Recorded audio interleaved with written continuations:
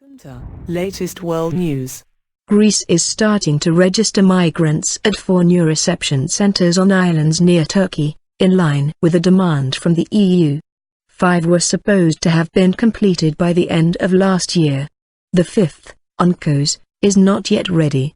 On Tuesday, Greek Defense Minister Panos Kamenos visited the new centers, called hotspots, on Leros and Chios. 2 more are on Lesbos and Samos. Greece says the influx of migrants from Turkey has diminished in recent days. Converted shipping containers and prefab shelters are being used to house thousands of migrants on the Greek islands.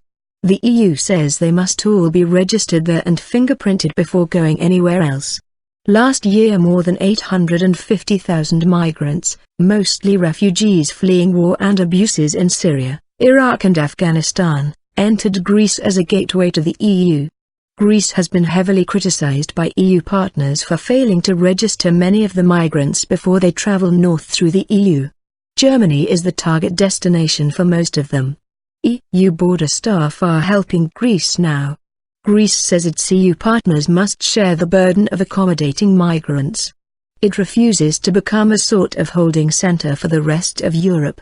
Last week the EU set Greece a deadline of 3 months to fix its border controls, amid fears of another migration surge from Turkey when the weather improves.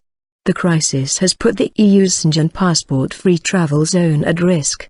One after another, Schengen countries have imposed temporary border controls. European Council President Donald Tusk says expelling Greece from Schengen would in no way solve the EU's migrant crisis. The crisis will be high on the EU's agenda at a Brussels summit on Thursday.